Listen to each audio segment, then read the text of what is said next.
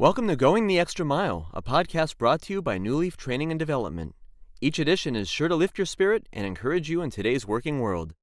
Enjoy. I've always loved music. As a kid growing up in England, I was into what I regarded as the coolest bands of my time. Groups like The Jam, Echo and the Bunnymen, and Lloyd Cole and the Commotions. Yes, these bands were hip, and everything else, in my opinion, was just dreadful. In England, we had a TV show called Top of the Pops, which aired on Thursday evenings. It featured popular artists performing their songs. I remember one week watching the show with my father, and what irritated me was that he was singing along to a pathetic song by an appalling group, Bucks Fizz, that had just won the Eurovision Song Contest a few weeks earlier with their hit, Making Your Mind Up. It had a annoyingly catchy hook that my dad would often sing around the house. As I berated my father about what an abysmal song this was, he taught me a life lesson that has resonated with me to this very day, one that has proven invaluable in both my personal and professional life. In just 3 words, he taught me something profound about the human condition. His response to my tirade of musical criticism was simply, "In your opinion." I tried to objectively reason with him, explaining why Bucks Fizz were not cool and that their song was just pure drivel. But he kept replying with the same 3 words, "In your opinion." At the time, I didn't realise how relevant that lesson would be in the workplace. Many years later, when completing a behavioural assessment for my then employer, Hilton Hotels Corporation, I could hear the wisdom of my father echoing through the pages. I just completed an MBTI, the Myers-Briggs type indicator assessment, which summarised my personality profile as ENFJ. Now, the ENFJ, if you're not familiar, is extroverted, intuitive, feeling, and judging personality type. It's often referred to as the protagonist in the Myers-Briggs system. ENFJs are known for their strong interpersonal skills, empathy, and passion for helping others.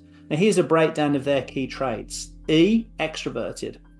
ENFJs are outgoing, sociable, and energized by interacting with others, thriving in group settings and naturally stepping into leadership roles to inspire and motivate those around them. Yeah, that's pretty much me. Intuitive N, ENFJs focus on the big picture and future possibilities, prioritizing long-term goals and abstract ideas over immediate details, with a talent for spotting patterns and connections that others may overlook. Yeah, that's kind of got me pinned.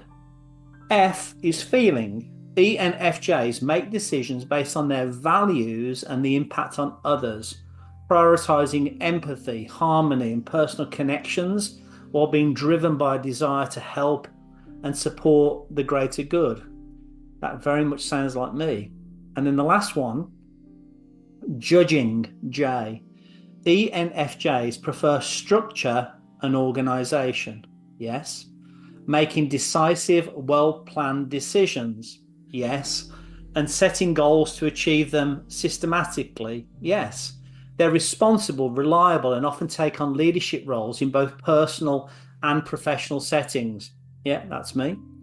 Now, this tendency to judge and sometimes be too quick to form opinions has actually played out in my professional life as well. Early in my career, I sometimes made snap judgments about colleagues, their work ethic, or even their leadership style based on my idealized vision of how things should be. I've learned, often the hard way, however, that leadership and indeed good teamwork requires flexibility and a willingness to embrace different perspectives. For example, when managing teams, many times I've had to remind myself that everyone brings something valuable to the table even if it doesn't always align with my immediate preferences or expectations, the window through which I see the world. So whether it's an employee's approach to problem solving or a colleague's communication style, I've had to consciously step back and ask myself, is this working? Is this what the team needs right now? The lesson my father taught me to appreciate that opinions are subjective and situational has made me a more thoughtful, empathic leader, husband, and also co-worker as well, hopefully.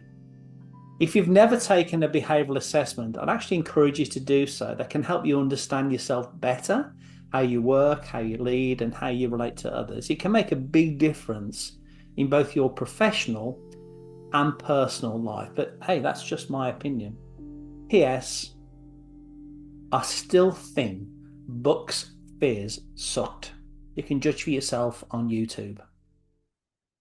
I hope you found that short story useful, and if you did, feel free to rate, review, and share this podcast. We'll be back next week with another episode, and we also invite you to check out our other weekly podcast, Take 5, an inspiring interview with a leader worth listening to. Bye for now.